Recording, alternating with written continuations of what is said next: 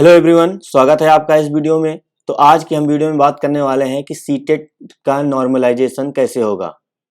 ठीक है, सीटेट का नॉर्मलाइजेशन कैसे होगा उसके अकॉर्डिंग हम बात करने वाले हैं, क्योंकि याद रखिए सीटेट का नॉर्मलाइजेशन आपके जो नॉर्मलाइजेशन होते हैं उनसे थोड़ा सा अलग होगा।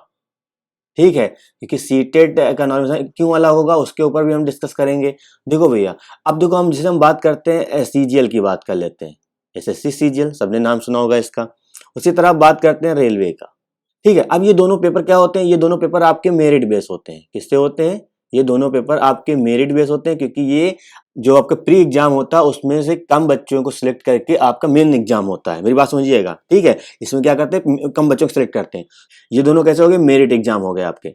इसी वजह से इसमें जब नॉर्मलाइजेशन होता है तो आपके नंबर क्या होते हैं, आपके नंबर इंक्रीज होते हैं और आपके नंबर क्या होते हैं, डिक्रीज होते हैं। क्योंकि आपका जब इजी शिफ्ट आया है तो पेपर क्या होता है, आपके नंबर डिक्रीज होते हैं थोड़े बहुत, या आपके सेम रहते हैं। और यहाँ पे क्या, जब पेपर से आपका हार्ड आया तो पेपर नंबर क्या होता है, इंक्रीज होते हैं।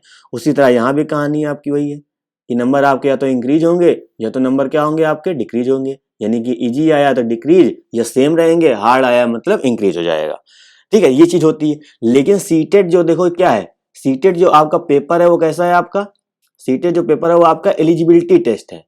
यानी कि इसमें कोई आपको सॉल्व करने के बाद सीबीटी 2 नहीं देना है, नहीं आपको टायर 2 देना है। सीधा सीधा यहाँ पे क्या, आपको पासिंग मार्क्स चाहिए, पास हो जाएंगे। और पासिंग का उन्होंने क्राइटेरिया दे रखा है क्या, जर्नल के लिए उन्होंने क्राइटेरिया दे रखा है कितना भैया, 90%।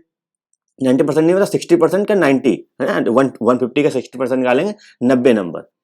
उसी तरह यहाँ पे ओबीसी का भी कुछ ना कुछ दे रखा है। ओबीसी का कितना दे रखा है, ओबीसी हम बात करें, चाहे हम एससी की बात करें, चाहे हम एसटी की बात करें, कितना दे रखा है, इन दोनों का आपको दे रखा है 82। मेरी बात समझ पा रहे हैं, इन दोनों इन सबका 82 दे रखा है। तो बस केवल हमको इतने ही नंबर लाने हैं, बस पास हो जाएंगे। अब सवाल उठता है, कोई बच्चा आपका यहाँ पे रुका हुआ है, जनरल का है, कोई बच्चा यहाँ पे रुका हुआ है। अब उसके अंदर थोड़ा सा डर बैठा हुआ कि चीजें सर क्या बन सकती हैं।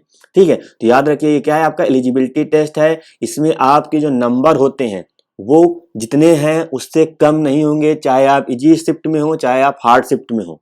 बात समझ पा रहे हैं, हमेशा नंबर, जैसे आप इजी शिफ्ट में हैं तो आपके नंबर इंक्रीज नहीं करे जाएंगे बस, लेकिन आप हार्ड शिफ्ट में हैं तो आपके नंबर इंक्रीज करे जाएंगे। अब देखिए ऐसा कैसे होता है, थोड़ा सा हम इस पे बात कर लेते हैं प्रैक्टिकल के तौर पे।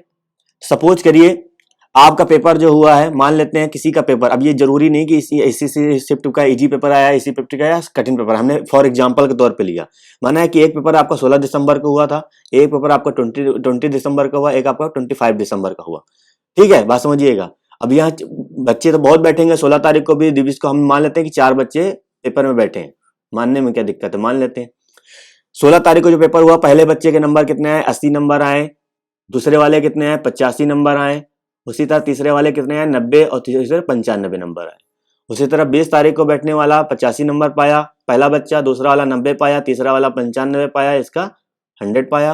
अब देखो यहाँ पे देखो 90 मिले पहले वाले बच्चे को, दूसरे को 95, तीसरे वाले को 100, ये आपका 105 मिला। अब मान लेते हैं ये जो आपकी शिफ्ट थी, ये कैसी शिफ्ट थी, ये आपकी हार्ड शिफ्ट थी, 16 तारीख है। अब जरूरी नहीं कि ये 16 तारीख, ये इस पेपर की मैं बात कर रहा हूँ, मैं एग्जाम्पल के तौर पे बात कर रहा हूँ, इसको एग्जाम्पल के तौर पे समझिएगा। ये जो शिफ्ट था ये आपका क्या था, मॉडरेट लेवल का था।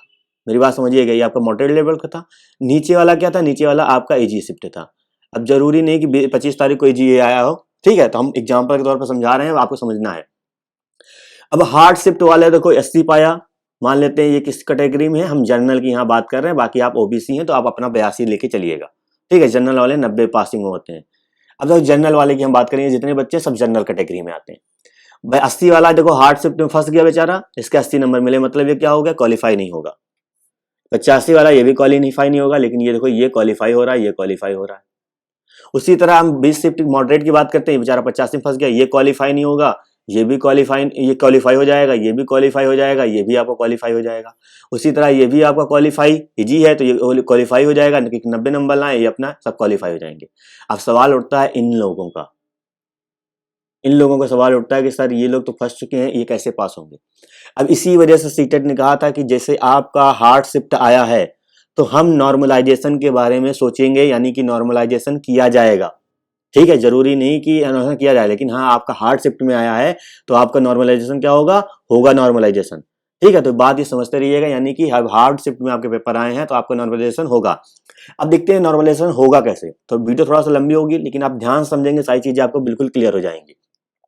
नॉर्मलाइजेशन होगा कैसे, तो पहले आप देखिए मॉडरेट स्केल, देखिए क्या सिस्टम बन रहा है। यानी कि इन दोनों का जब डिफरेंस हम निकालने कितना आ रहा है, इन दोनों का डिफरेंस निकालने मतलब सर इजी शिफ्ट वाले हमेशा 5 नंबर ज्यादा पाए हैं। ठीक, इन दोनों का जब डिफरेंस ले रहे हैं तो हमेशा 5 नंबर ज्यादा पाए, यानी कि 5 नंबर आपके इजी शिफ्ट वाले ज्यादा पा रहे हैं तो इनको भी तो इक्वल करना पड़ेगा।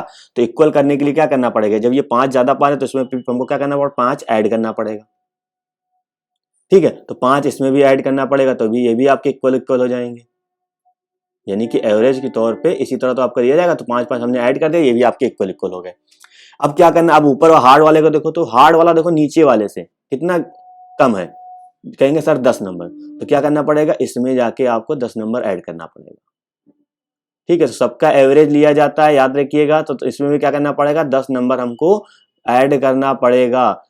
ठीक है, तो देखो आपके ये भी क्या हो जाएंगे, ये भी आपके 90 पहुंच जाएंगे, ये भी आपके 90 पहुंच जाएंगे, और ये भी भाई साहब 90 है। क्यों ये 90 है, इनमें क्यों नहीं ऐड किया गया, क्योंकि ये इजी शिफ्ट में थे। तो याद रखिएगा इजी शिफ्ट वालों के नंबर नहीं बढ़ाए जाएंगे। ठीक है, जो हार्ड शिफ्ट है, मॉडरेट शिफ्ट है, वो इजी शिफ्ट के अकॉर्डिंग ही नंबर आपके बढ़ाए जाएंगे। अगर आप इजी शिफ्ट में हैं, आपके 90 नंबर हैं, तो आप क्वालिफाई हैं, आपको टेंशन लेने की कोई जरूरत नहीं है।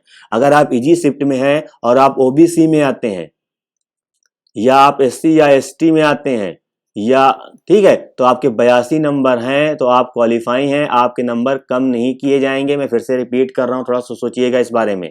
तो उम्मीद कर रहे हैं आपको बिल्कुल सारी चीजें समझ आई होगी। तो वीडियो अच्छा लगा हो तो वीडियो को लाइक करिएगा, शेयर करिएगा। हमारे चैनल पे आप नए हैं तो चैनल को सब्सक्राइब करिएगा। धन्यवाद।